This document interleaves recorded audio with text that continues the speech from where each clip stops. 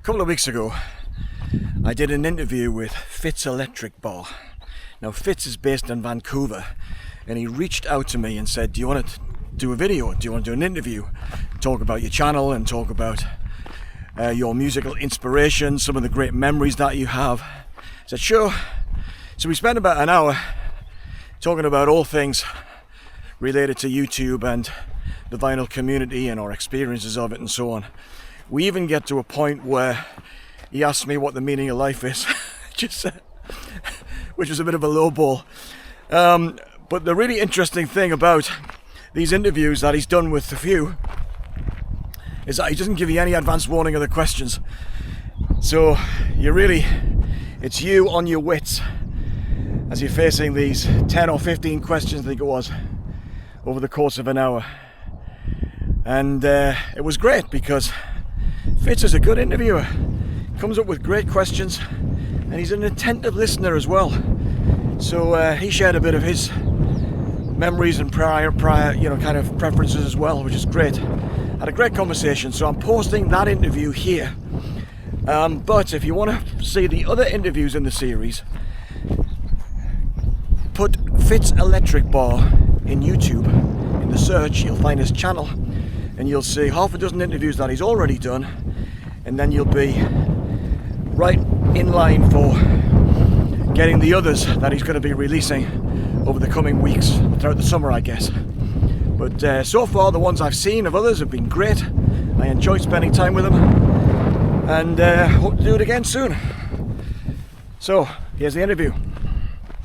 Hey now, welcome to Fitz's Electric Bar. I've got David Atkinson here with me. Hi, David, how are you?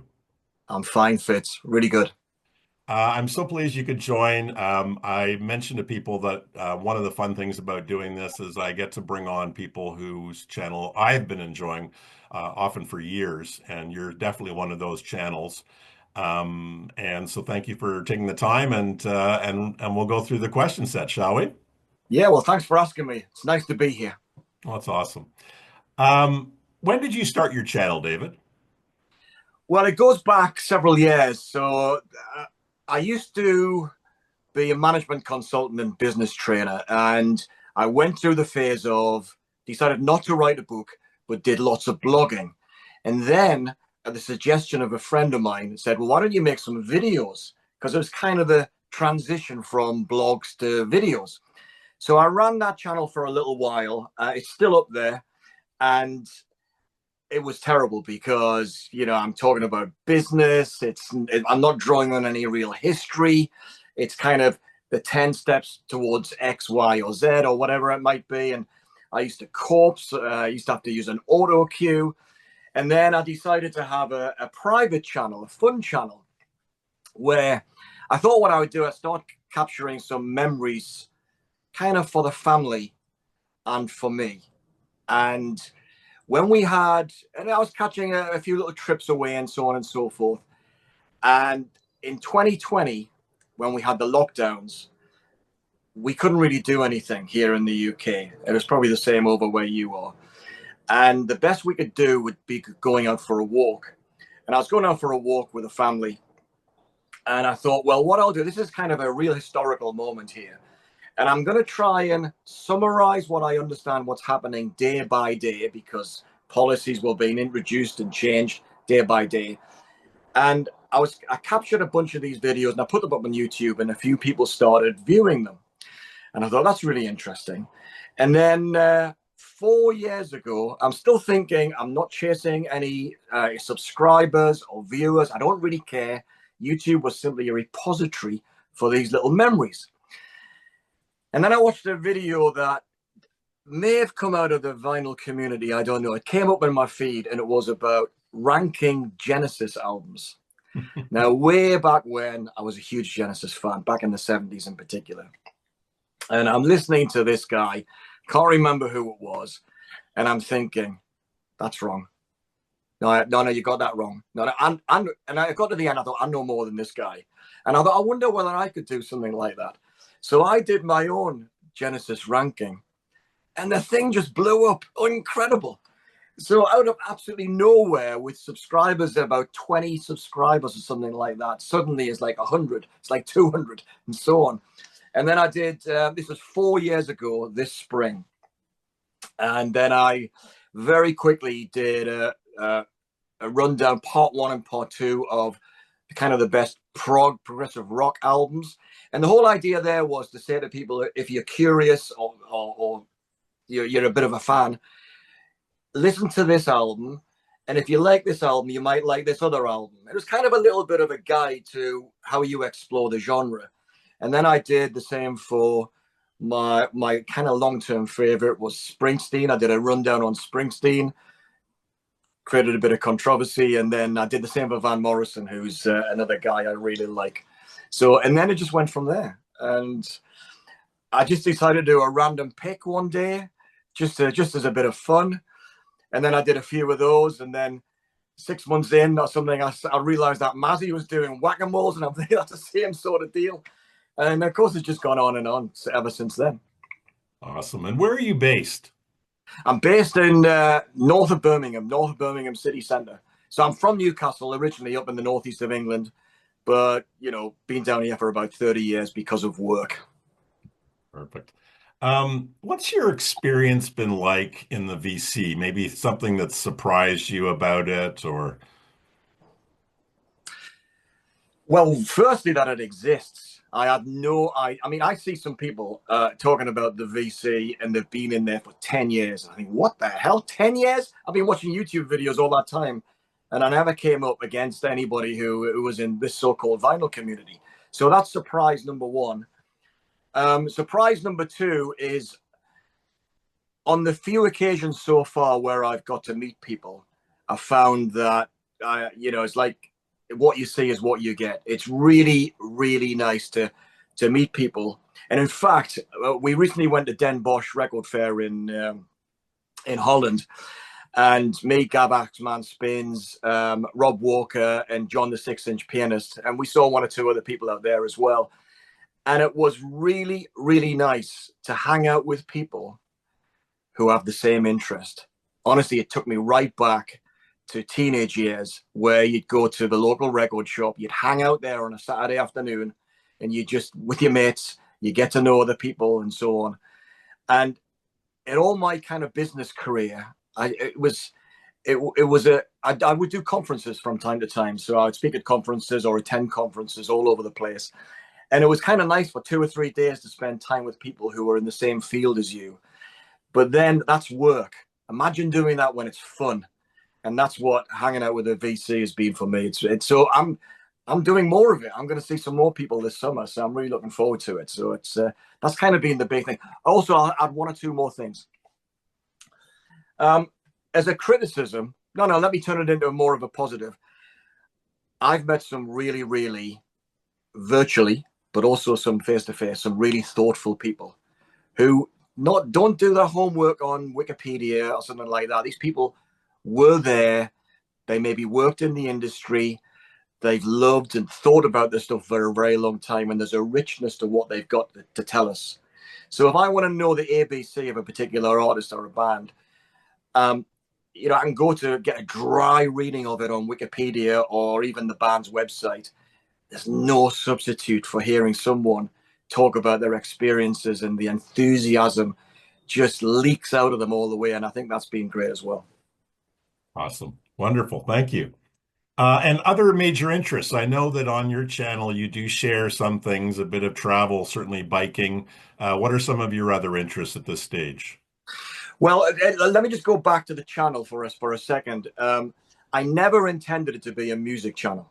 It just happens to be my passion for 50 years, or a little bit more than 50 years. But I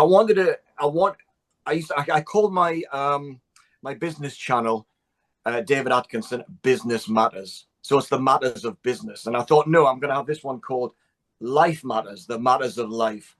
So it's kind of a window onto my world. And so that includes things like travel, things like cycling, things like current affairs. You know, you're treading a fine line when you get into stuff like that. But I want it to be and I think they used the word before, like a repository for kind of where I was, what I was wrestling with, what were my interests. And so I've kind of endeavored to try and keep it more broad than just music. It's just that music tends to dominate it. And on a kind of a more sobering note, in 2020 and the lockdowns, I got knocked off my bike and hospitalized. And that messed me up big style. I was off the bike for several months and so on and so forth. And I had a brain injury, or two brain injuries, two bleeds on the brain as part of that being mashed up. And the prognosis was that I have a slightly raised risk of dementia in the next 10 years. Slightly raised. That's like from 1% to 1.5% or 2%. So it's not like catastrophic. But I thought, my God, wouldn't it be nice to have like a repository of videos where I can kind of capture memories, record stuff for my family, or for me to look back on in the future. So it's kind of had that sobering aspect to it as well. Awesome. Before we get into the 10 questions, one of the things I joke about is that when I see myself on video, I kind of go, Jesus, that's not what I think I look like. You know, I'm looking old. But the only thing that helps me get through that is the recognition that probably in 5 or 10 years, when I watch what we're doing now, I'm going to say, I look pretty young back then. Yeah, absolutely. The other thing as well, you'll say something, you'll do a video and you'll talk about a subject, and you know, maybe it's one of these walk and talk videos I do on current affairs, because I kind of I'm interested in politics and all that sort of stuff, and just like everybody, things I kind of agree with, things I disagree with. And when the circumstances kind of come, there's so much noise. After several weeks and months, sometimes I've just got to try. I say to myself, man, I got to make sense of this. So I walk out with a camera and talk to the camera, not with any script, not with an intention to say one thing or the other, just talk. And then see at the end of the day, I load it up onto the computer and I think, well, does that make sense? I think, yeah, that made sense, or most of it made sense. Hey, I'll post it. I'll look back on it if I trip over it or it comes up on my feed 2 years later and think, God, that guy sounds really, really clever. You know what I mean? I kind of think, my God, not only does he look a bit younger, but he sounds like he's making sense. So that's what I'm hoping for as well. Awesome. Okay, let's jump into the 10 questions. Okie dokie. So, what record in particular are you listening to a lot these days? Your kind of front of the pile record. Oh my God. Which is the one I'm listening to a lot? I'm probably listening to this album, and it's not representative of the collection necessarily, but this is an album by Tangerine Dream, and this is the Franz Kafka's The Castle. So it's kind of some like a tone poem, if you like, of based on this, inspired by the novelist Franz Kafka. And I saw Tangerine Dream just a couple of weeks ago, and I was working up to that gig, and I started to explore my collection of their records. And there's something about this room that kind of begets this kind of music, because it's a quiet space at the top of the house. I'm normally here in the evening, so you can imagine the winter months, it's all dark, and it doesn't make for listening to punk music, because you don't move around in this room. You sit in a sweet spot and let the music envelop you. And so that's Tangerine Dream has kind of been my recent kind of main listening experience. But prior to this gig and a couple of weeks beforehand, I haven't been playing Tangerine Dream for months. So it's the way it is. Well, again, a snapshot in time. You've seen a lot of concerts. Tell me about a favorite concert experience you've had. Probably, so many. I mean, my favorite gig of all time, I'll quickly run through the top 3 or 4. Springsteen at Newcastle City Hall in May 1981 on the River Tour, which is just absolutely incredible. Genesis on the Trick of the Tail Tour at Glasgow Apollo, my first away gig from home.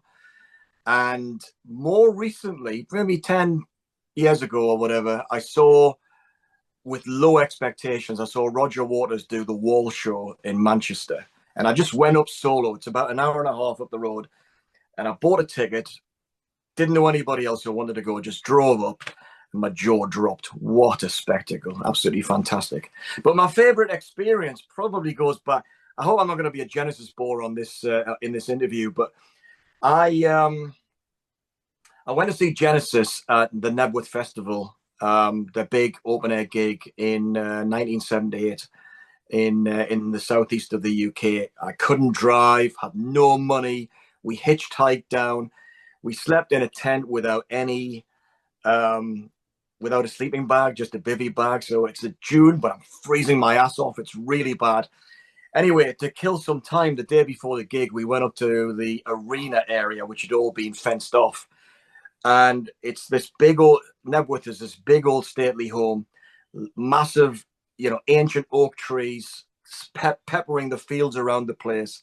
And as we were walking towards the arena, we heard the opening notes, the opening chords of 11th Earl of Mar, which is the first track on Wind and Wuthering, just at maximum volume. So we tailed it into the arena, saw the band sound checking and rehearsing. And we watched that, and we saw them record a video for a track called Many Too Many from And Then There Were Three, the first album without Steve Hackett. The BBC were recording. We got to meet the band. We went backstage and all that sort of stuff. But we're young. What do you say to a rock star when you're young? Will you sign that, please? Kind of thing. But yeah, what a great experience. Awesome. That's wonderful. Yeah. A favorite Bowie record? Station to Station. Never been a huge Bowie fan. I will say that, because I think you'll recognize this. There was the music press, even back in the 70s. They're not musos, really. These people are kind of followers of fashion, and they want stories. And boy, was Bowie a story. It's like every album, you have the persona, Ziggy persona, Aladdin Sane persona, and so on. It was just a big one story after another. So I was really sniffy about that. So to me, it's all about the music. And I don't care what you wear, what you look like, what the press write about you, other than to say it's nice to read a review that's favorable to a band that I like. So anyway, I did acquire the albums over the years and never saw them live, I have to say. But when I went back to the albums, I think probably in the 1980s with fresh ears, so not stuff I'm reading about this week in the New Musical Express or Sounds, Station to Station, I thought, what an awesome piece of work. Absolutely adore it. It's fantastic. Right. There's a grandeur about that album, isn't there? There really is. Yeah. Yeah. I asked the question partly because I think I've got so many, and I can channel a favorite, like many favorite Bowie records at different times, different moods. Yeah. So you got to tell me what's yours then. Well, I think part of the reason I asked the question is because I really struggle with it. I think it can alternately be Young Americans. I absolutely love that record. Ziggy Stardust, but I played it to death, so it doesn't feel like a record that I need to play anymore in some sense. And I really love Heroes as well. I think that's Yeah. a really great of the trilogy, the Berlin trilogy. That's the one that I think I like the most. Yeah, I think the closest I got to Bowie is seeing Robert Fripp play Heroes with King Crimson a few Ooh. years back in Birmingham, and that was pretty amazing.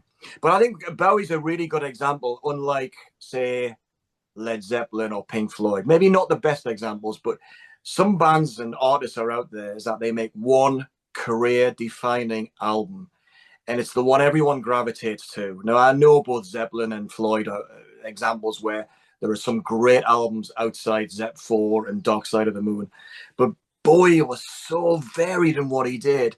I don't think there's a single album that really stands out, except my favorite.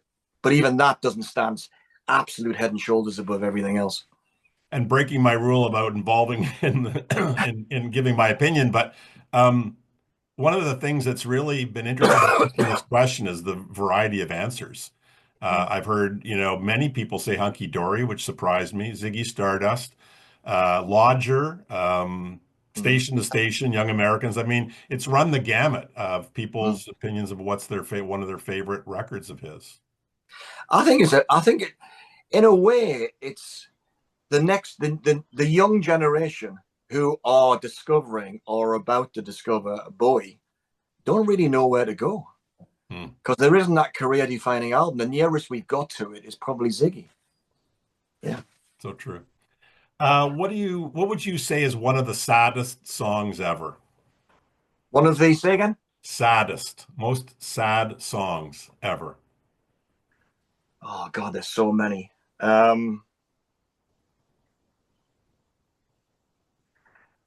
oh, there's two. I'm gonna say two. The first one is slightly comedic, which kind of maybe it doesn't qualify, but it's "Suicide" by a band called Barclay James Harvest, which is it's kind of comedic because at the end of the song, in the recording of it, they attached a microphone to a dummy and threw it off the top of a building. And it's so up until that point, you kind of feel for the main protagonist. You think poor guy. I think the other song that kind of just moves me so much is "Land of Hope and Dreams" by Springsteen, because for years and years and years, I always thought that "Born to Run" being the song that every time I moved house or set up a hi-fi, I always played "Born to Run" first track. Moving in, that was the moving in song. And then "Land of Hope and Dreams" came along. Oh my God. Summed up the whole ethos of what Springsteen projects. Now, I have my doubts about the guy, and I'm not a Springsteen nut today as much as I used to be. But man, that song moves me every time. It's incredible. Wonderful. And and let me just qualify the sadness aspect. It's kind of, it's got this yearning quality, this collective, we're all in this together kind of mood to it, which is a fantastic reminder, and it always gets me. Awesome. So I'm going to flip it around and ask you, what's one of the most joyful songs ever? Oh, my God.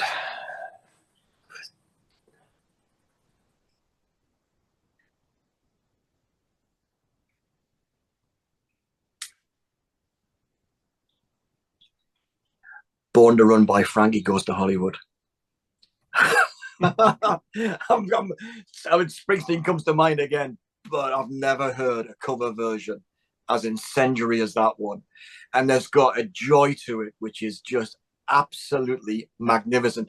Hasn't got the heart that Springsteen has when he delivers it, particularly when he delivers it acoustically, but it's just like turn everything up to 11, give it absolutely everything, the big Trevor Horn production treatment, and it just puts the biggest smile on my face. And I'm going to see Holly Johnson next month in Newcastle perform, hopefully, that song along with the rest of Welcome to the Pleasure Dome. Awesome. They're doing the whole album.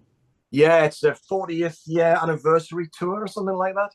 And he'll have a crack band, so I'm sure it's going to be great fun. Awesome. So let's say I know you've got a listening room upstairs where you are now, and then I think you've Yeah. got one downstairs as well. Um, but I'm going to paint a scenario, and this is what it is. It's Saturday morning. Everybody's out of the house. You grab a cup of coffee. You've got the place to yourself. What is a perfect first record of the day for David Atkinson?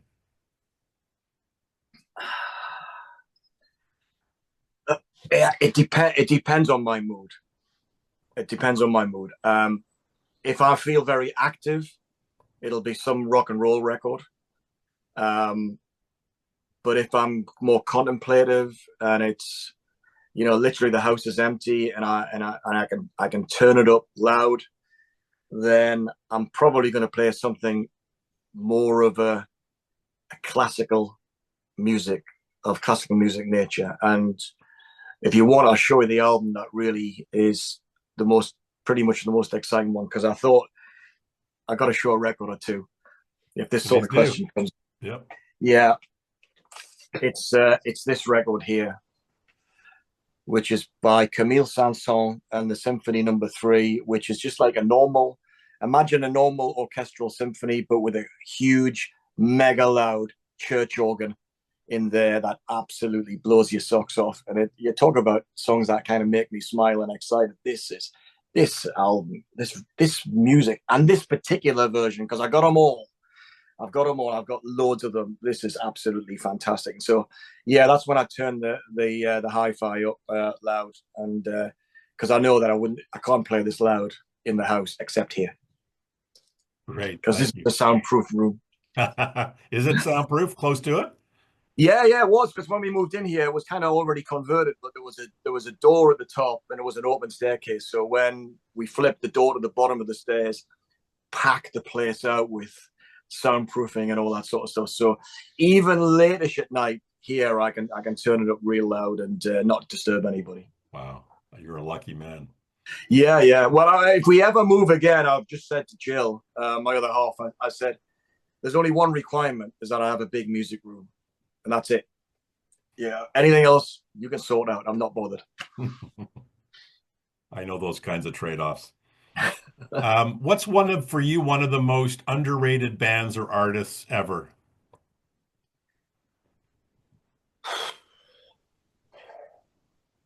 Underrated. It doesn't mean that they're not known, but maybe the gap between how great they are and what kind of profile they have in terms of fandom.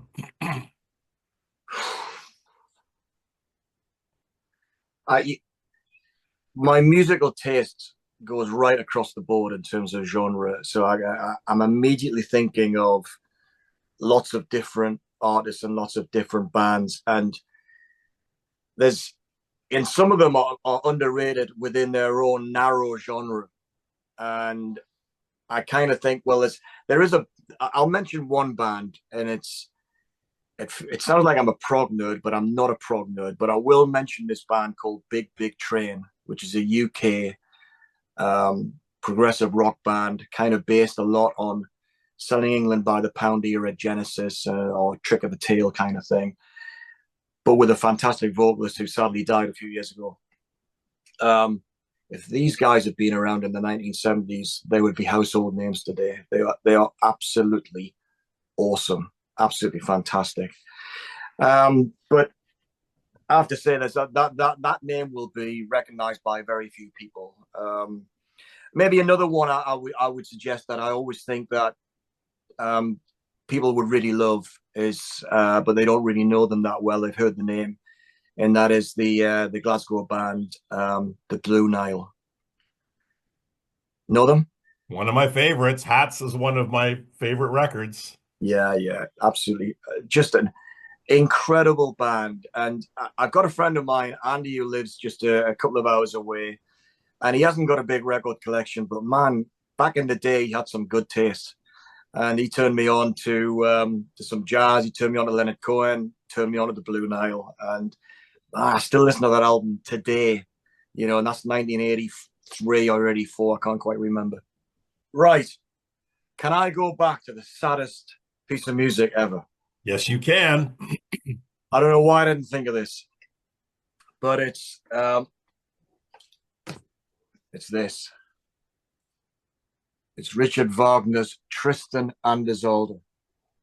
Now, I'm no opera fan, and this music has taught me so much. This music has taught me so much about how to appreciate music, because it lasts for 3.5, maybe 4 hours, depending on the version of it. And it has, it kind of opens very quietly, and it has what's called the Tristan chord. And this is a particular chord that was composed by Wagner that portrays musically tension. And normally pop music has tension and resolution. So it runs through the music. Now, I'm no musician, so this is all secondhand. Anyway, this thing begins with this chord that has this tension.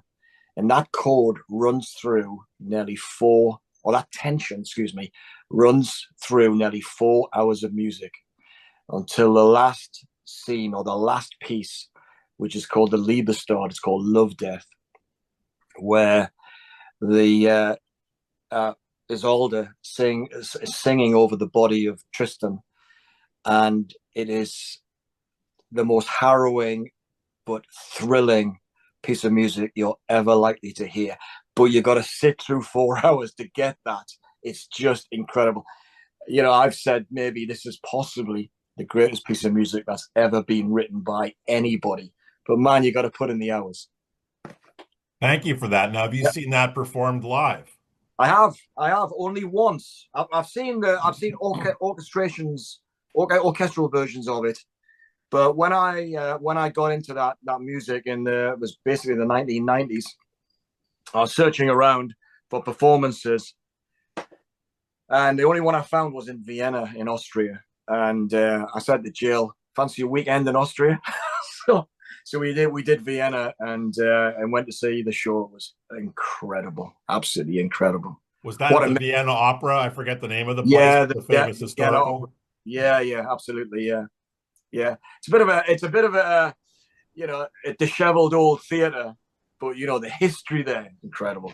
I went there with my mother once. Yeah. The performance wasn't something that really resonated for me, but Mm. being in that place and being able to experience it, that was great. Yeah, just the best away gig ever. Awesome. Okay, question number 8. Van Morrison or Jackson Browne? Why do I have to choose? This is intended to be painful. Choices of Oh life. my God. It's like, at least you're not Ben Rankins with his love of Van Morrison. Yeah. Okay. Which music, who produces the most beautiful music? Van Morrison. No contest. This guy, Van Morrison's got incredible gift for melody. For him to create new melodies over that very, very long career is astonishing. And my favorite period is the 80s and the early 90s. I'm not a huge Astral Weeks fan. I did a rundown of Van Morrison video, albums on a video at the beginning. But apart from the track called On Hindford Street, which is on his double album, Hymns to the Silence, where it's kind of like a talking blues, really, which is very moving. He doesn't move me as much as Jackson Browne. Jackson Browne, The Loadout, was it For Missing Persons off the same Holdout, the whole Pretender album, just incredible. Yeah, so I had my most embarrassing concert experience watching Jackson Browne about 10 years ago, where he was playing solo at Birmingham Symphony Hall, playing piano but mostly guitar. And he asked for requests. We were quite close to the front, me and my friend, and I said, "Do the Loadout." And he said, of course, the Loadout with Stay and all that. It's like, it's a band number. It's a huge number. But I want it, because I've seen Springsteen solo. You want to see this guy do a new pared down arrangement. I'm sure he could do a fantastic job. But he said, no, I can't do that one. And I said, go on. I kept shouting, go on, do it. And my mate was just saying, enough. And the shame. But yeah, I love them both, but for slightly different reasons. Awesome. Great. I think, by the way, Jackson Browne's, lyrics are politically charged, more profound than Van Morrison's. Van Morrison seems a bit more detached lyrically, but his music is just fantastic. But yeah, in the heart, it's Jackson Browne. Perfect. Joni Mitchell or Aretha Franklin? Joni Mitchell. Because Aretha was amazing, of course, but really she peaked before my time. And Joni, that creativity, man, it's just absolutely unbelievable. And my favorite period is from Summer Lawns through to maybe Mingus. And I've got everything she did. And Ajira is just What a masterpiece. And and the great thing about her, I mean, I know Aretha's voice is just incredible, but I think she's brilliant in a narrow, it's a wrong word to use, but a narrow range. And there's a lot of great singers who are in that territory. Maybe not quite as good, but they're in there. There's nobody in Joni Mitchell's territory, as far as I can tell. You put a Joni Mitchell track on, and it's like, that's Joni, even before she sings. So yeah, Joni Mitchell for me. Okay. And the last in the top of the 10 questions, three must-have desert island discs. Oh.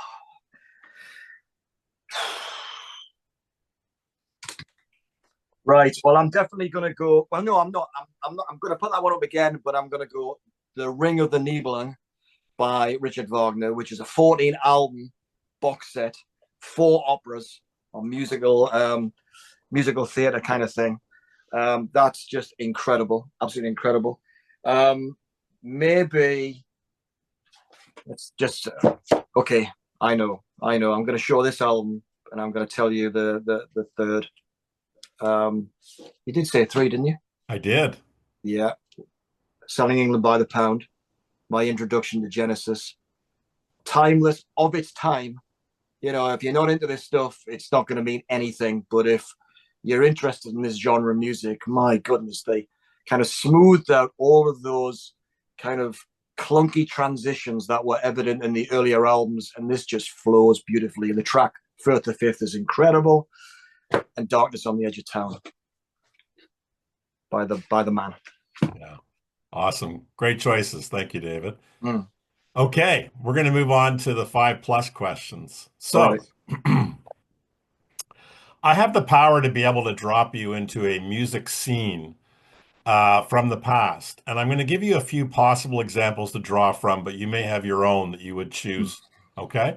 So one might be the Laurel Canyon scene. So again, kind of you could CSN, Joni Mitchell, Neil Young, all that Yeah. kind of stuff. New Mm-hmm. York City CBGB scene, Ramones, Television, Talking Heads, Patti Smith, etc. Manchester. So post-punk, you could go right from Factory Records and the Hacienda all the way to Manchester and, the Happy Mondays and Stone Roses and even Oasis. Yeah. Hamburg, 60 to 62. Obviously, the Mm-hmm. Beatles scene there. Yeah. Um, UK birth of punk. You might have even been adjacent to this, possibly. So Clash, Sex Pistols, The Damned, et cetera, et cetera. Or fill in the blank. What would be the area you'd most want to experience fully? Um. Okay. I probably I was there in the punk scene. Saw the Clash. Saw the Ruts. Saw loads of other bands. I didn't see the Pistols. Not many people did. More people say they did than they did. So I was there.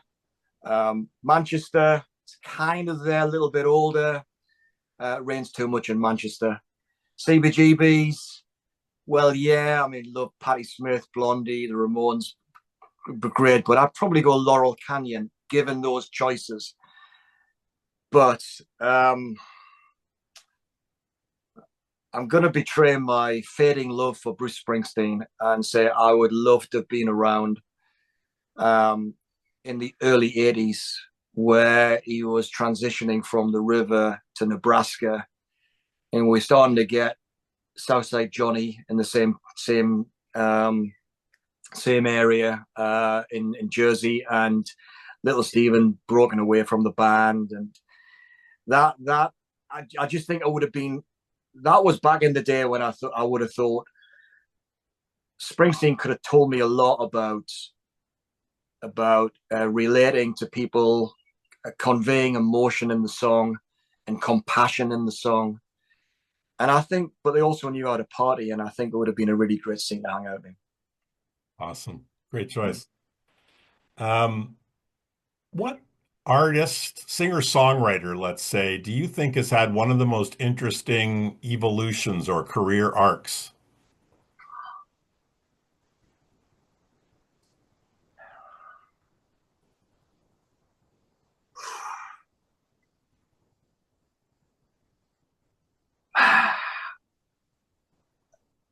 Peter Gabriel is probably the one that's demanded creativity of himself to the point where he produces albums only once every 10 or 15, 20 years, since the 90s anyway. I think there's something about an openness about his creativity, where he brings in the world music, a big figure in world music, in the West, as it were, but certainly in the UK. But I loved what he did 10, 15 years ago, where he covered other people's songs and covered some of his own using orchestra, and not one of these horrible examples of somebody playing their rock hits with a drum kit with a bit of orchestration, embellishment.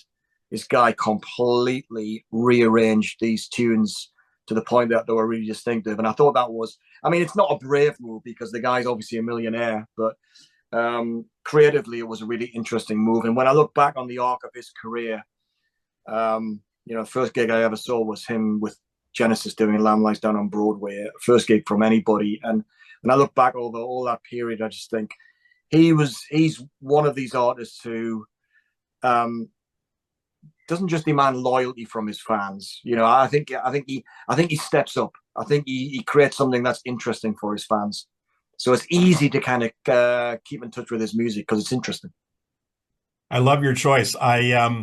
I would weigh in that one of my favorite movie soundtracks, and I love movie soundtracks, is Passion, the Temptation of Christ. Yeah, That is fabulous. incredible, absolutely incredible, and a real. That's one of the things that he's great, and I love artists like that who open the door to a different genre. So I'm searching. I got passion sources as well. So the Yes, original inspiration, me too. and you just want to. I mean, of course, the choice of music is overwhelming, isn't it, for all of us? And to go into that kind of Middle Eastern, North African kind of sound that he was using, there is so much music that I will never hear. But I just wish, in a way, I wish he was like holding my hand and say, "Look, go here, go there." Baby steps, because I think there's some fantastic stuff that's worth hearing there. Well, you were talking about some of your videos that you did early days. If you like this, you might like that. So the Yeah, helping to navigate people towards things that might be of interest based on their interests and their taste in yeah, music. yeah. And I just suddenly occurred to me that probably that Middle Eastern music that was part of the passion sources as well as his soundtrack Mm. probably laid the groundwork for me to start to enjoy bands like Tinari Wen and kind of Yeah, African yeah. influenced music, right? That I might not have had the ears for if it hadn't been for him. I've explored some of that as well, and I find it difficult because it's not in the Western tradition. So I've got to psychologically transplant myself into there where I'm open to that sort of music, and I find it hard to listen to that sort of music one album after another. And I bought an album in Den Bosch by this guy who plays the oud, I think it is. Hmm. And, it's Not apparently, Anwar Braham, is it? yes, I think it is. Oh, I And, love him. and it's really interesting, but man, it's so different Hmm. from anything else that I'm kind of listening to. And I'm listening to classical soundtracks, punk, classic rock and all that. But it is so different. I'm kind of thinking it doesn't suck me into listening to more music, searching more, and I need somebody to hold my hand into that different genre. That's what we're all here for in the VC, Yeah, yeah, right? yeah. I think that's one of the most interesting. One of the things that's interesting about the VC as well, isn't it? Is that when I think about what I did on the best prog albums, that I deliberately try to guide people. If you like this, you will probably like this album, and this is where you would then go next. And that's kind of on my radar for my next project. Really, is to do much more of that rather than just a show and tell. To say, you might be really familiar with this album, but on this artist, but if you like this and you haven't gone further in that direction, check this guy or this gal out. So I think that's kind of where I might be going next with the channel. I like that. I've done segments of that. If you like this, you might like that. So getting some artist that people probably know, and then one more obscure artist that I feel Mm, there's a through line in terms of the tone or the mood or the music that they're producing. yeah, yeah. Yeah. Awesome. Okay. So, one of the big promoters here in North America, we'd have Live Nation or we'd have Golden Voice. They've approached you as a very important influencer and they want to put a music festival together. And it's going to be sort of David Atkinson Palooza. And you're given an unlimited budget and you're able to put together a full day of concerts from different bands. Who would be on that lineup? Living or dead? Oh, you could go dead. Oh my God. Just to make it harder. Oh man, that is so hard. That's an impossible question. Um, Do your best. ah, damn it. Um, if I'd want to go for musical enjoyment, um, I would end up picking bands that have done the most interesting music for me. That's of bands and artists that have sustained my interest over many years. So I would have Van Morrison there, even though he's a very, very shaky live performer. If anybody who's seen him, it's a bit hit and miss. You don't know what Van you're going to get. I'd probably Dylan the same with the same proviso. I'd certainly pick probably not Gabriel era Genesis. I'd pick the post Gabriel Genesis who did Trick and Wind and Wuthering. Um, I'd obviously have Bruce. Uh, I wouldn't have him headlining though. I'd get him to do a truncated set and no greatest hits. So he's got to go deep cuts only to make it interesting. That's why I'm not seeing him on this latest tour because it's greatest hits like it was last year. But yeah, I mean, maybe I should have. This is a question you should have sent me beforehand because I really could put a bill on for you. But I think I'll leave it at that. I mean, I'll probably have Jackson Brown as well, given that we've talked about Jackson. Um, but if I wanted to sell the most tickets, I'd have Pink Floyd, I'd have the Beatles and so on. Or one other I would definitely have. I would definitely have Prince. But I would say to Prince, full songs only. So I don't know when he goes live and he does a verse of one song and he flips to something else that does my head in. So fantastic, unbelievable artist. I probably have him headlining, but he'd have to play full songs only. You're a very demanding promoter. I have a Oh, little quick. by the way, there's not many tickets sold. There's only tickets for me and a handful of mates. I Oh don't want yeah. to my hell as other people. So I want to be sitting there in the sweet spot. It's all about the performance for me. Yeah, yeah, yeah, I get it. I my a lot of my I have friends and we're all music mad pretty much majority of my friends. But given my age and my ethnicity and everything, most of them are kind of interested in rock. We kind of came of age around punk and there was 70s rock, et cetera, et cetera. So when Prince came to town, which might have been his last or his second to last tour, I said to my friends, he's coming to Seattle. He's playing this quite small place in Seattle. Mm, This is amazing. So I'm getting tickets. Who wants to come? None of my friends were interested in coming. And so I just drove down to Seattle by myself. I saw him play. It was fantastic. It may not have mm, been vintage Prince, but you're in the room with legend, and he was yeah. there are moments that were so transcendent, so fantastic.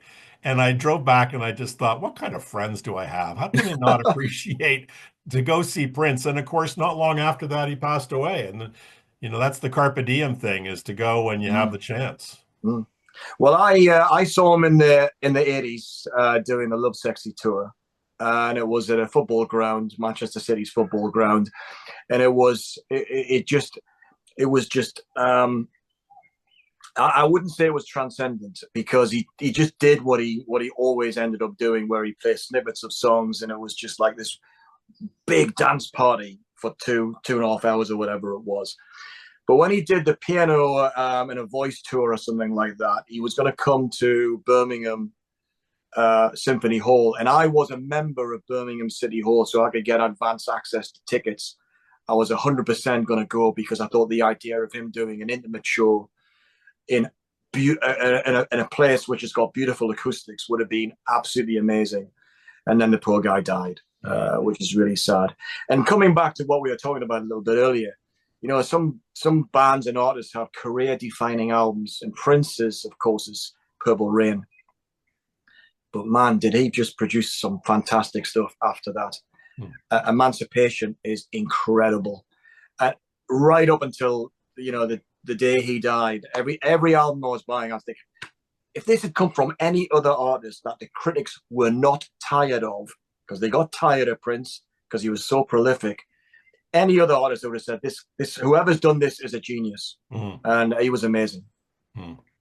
Completely agree. A favorite instrumental record of yours?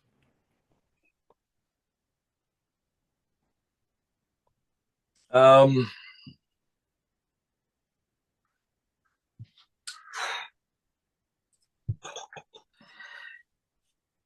gonna throw up a few albums here. See what you do. So these are all from my soundtrack pile. So if your next question is what are your favorite soundtracks, I'm answering it right now. Solaris, Cliff Martinez, fantastic. Very little happens, incredible. Vertigo by Bernard Herrmann, absolutely gorgeous melodies. The whole musical style is stolen from Richard Wagner's Tristan and Isolde. Badalamenti, the original Twin Peaks soundtrack, got all the various versions of that. And Zimmer I quite like, and I think this is a great one as well. But my favorite, probably my favorite instrumental album from kind of the rock years is Mike Oldfield's third album, Armageddon, because I think that it brings in a lot of kind of Irish, Scottish music and also African rhythms with blistering electric guitar. And you used the word a little bit earlier, transcendent. And that's kind of how what I'm always looking for in music. You know, like when you think of Springsteen, Born to Run, the last verse after that middle section, it kind of goes up an octave, and the music, it's deliberately designed to excite, and you know, the hairs on your arm or the back of your neck go up. And Armageddon is a beautiful example of that one, where you think that guitar cannot go any higher, and then it does. And I think, oh my God, unbelievable. So yeah, 1975, still play it today. That's great. Wonderful. Tell us about a great rock biography and a great music documentary. Okay, the biography that I'm not a great reader of biographies. I used to buy all the magazines. I used to buy the weeklies back in the 70s and the 80s and even the 90s. So I kind of get a little bit bored with the biographies. Two come to mind. Is it Victor Bockris' biography about Lou Reed, where he's really scathing about Lou Reed? I think that was really interesting because I think Lou Reed's a really interesting character and a true poet. And I didn't realize that until I bought a book of his lyrics. I thought this guy, you know, was all perfect day, Walk on the Wild Side and Velvet Underground. And when you read his lyrics, of course, New York is a favorite album of mine. And his lyrics were, this guy was a true poet.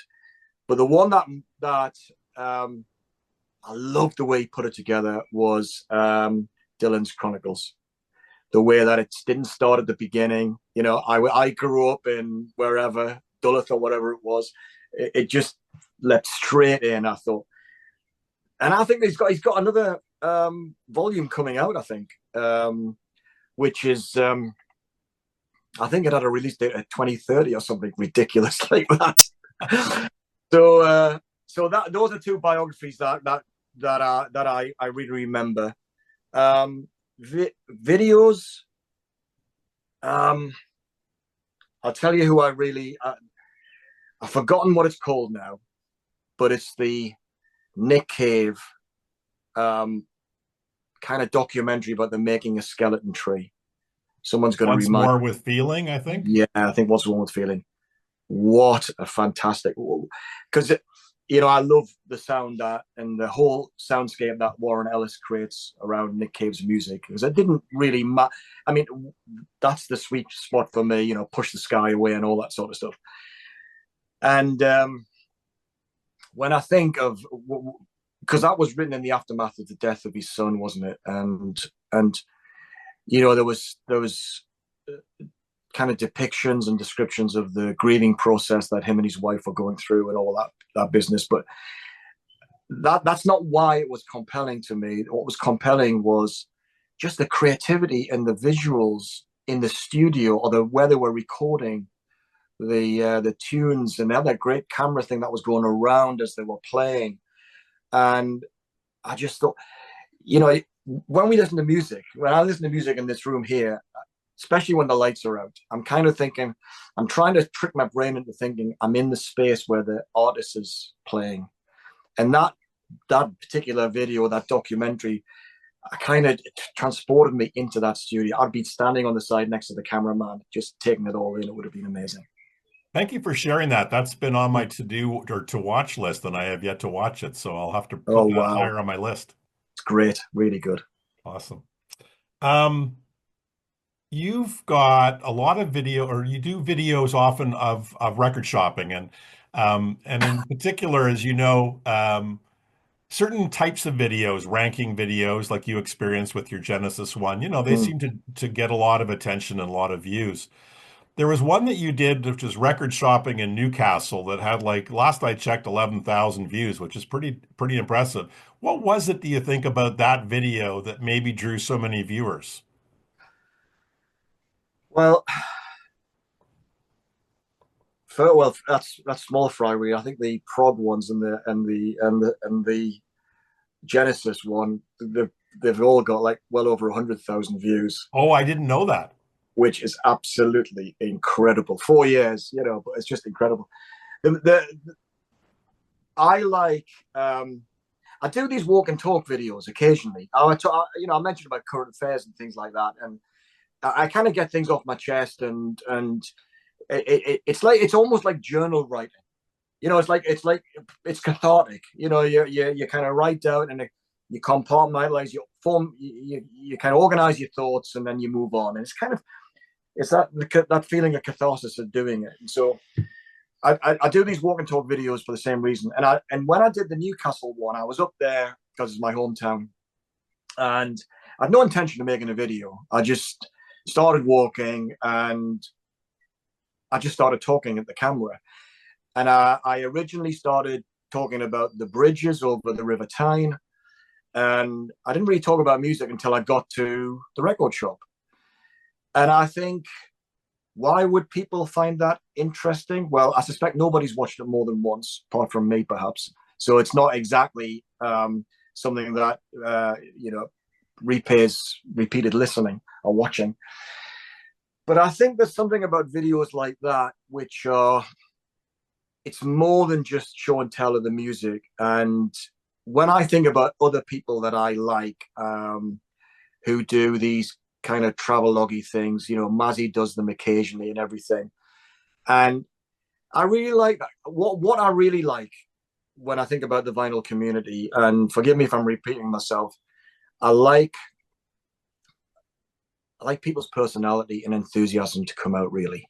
And it's not enough for sometimes it is enough. It's a bit of, visual wallpaper or oral wallpaper, but I love it when there's something about the person comes out. Not that I'm a people watcher, as it were, but it's that enthusiasm is just so infectious. And when someone's on the road or visiting record shops, what's attracting their attention? They make choices in putting stuff in the video and leaving stuff out, and it's it's a version of storytelling in it, isn't it? Distill it down to its essence. It's storytelling. And so I think that's what people find interesting. And if it's a good story, you'll watch another minute, you'll watch another minute, and then before you know it, you get to the end. So I think that's probably why that one, had so many views. Awesome. So far. So far. You'll just keep But accumulating. I have trouble making videos. I don't do a video sometimes like 2 months, and then I'll have a flurry. I've got a book where I've got some ideas, but it sits there gathering dust, and then something will trigger me, and I'll make 2 or 3 videos in a week. But it doesn't come naturally. It's just I've really got to try and get myself up to do it, But when I do it, I do 2 or 3, and then I think, okay, that's done, and then I get on with life, and then something else triggers me to make a video again. But I mentioned Mazzy before, and I mentioned him again for a different reason. He produces videos almost every day, which I know he's not everybody's cup of tea, but you've got to respect his kind of resilience, persistence, and that desire to share. Sure, he likes the sound of his own voice. We all do. I mean, that's why we do this sort of stuff. But he does it well. And even though that he always squeezes a Beatles reference into every video he's involved in, which kind of always makes me laugh. It's like Beatles bingo when you're watching Mazzy. I still respect that he genuinely loves music. And I think people who do those sort of kind of storytelling things are the ones that I keep going back to. Awesome. Great. Last question for you, David. What's the meaning of life?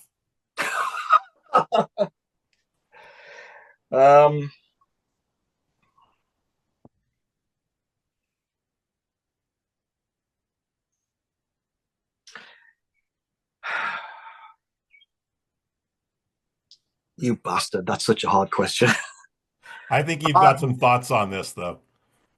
Yeah, probably. Oh, God, this is going to sound so pretentious, but just go with it. Go with it.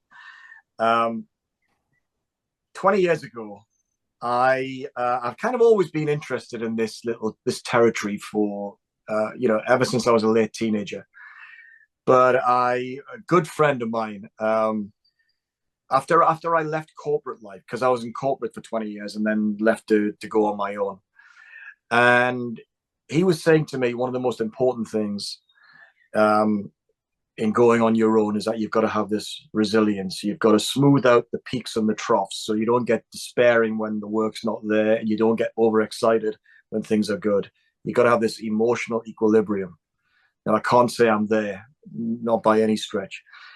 But he said one of the tools that you might use is meditation. And I went on a meditation course. So for a week, I didn't speak to anybody. This is how it works. You didn't speak to anybody. You do meditation. And then for the several months afterwards, you maintain a daily practice of meditation, which I did pretty well for a little while. And it's almost all gone now. But I learned something in that. It's in meditation, you don't think of the past and the future. You actually empty your mind as best you can. And I mean, is this pretentious enough for you yet? Because it could get worse. No, I'm really liking this stuff. So when I listen to music, it's this feeling of transcendence. I want to listen to music in a way that has no baggage. I'm not reading. I'm not thinking about. I'm not reading the sleeve notes. It's not about what I'm doing tomorrow. I want to experience. I want to, as best I can, as a normal human being, not some meditation, guru or whatever like that. I'm a million miles from that sort of level. I want to be able to listen to the music in the moment, and that's when you get that inkling of what a transcendent experience might be. And man, if you could transfer that into your normal day-to-day living, that's got to be it, because it's like, dare I say it, it's like orgasm level transcendence ongoing, So that's kind of the best answer I can come up with. Perfect. Thank you. Appreciate that. So I'm going to say goodbye to you now. I'll stop the recording and then we'll just kind of wrap up. Sure. Thank you, David. Okay. So that's it. That's the interview. I really enjoyed spending time with Fitz, and I hope that we can do it again soon. But what I urge you to do, make sure you subscribe to him. You'll see the other interviews in the series. Ones have already come out, and there'll be others coming soon. And like I said earlier, he asks really interesting questions, so they're a lot of fun. See you next time.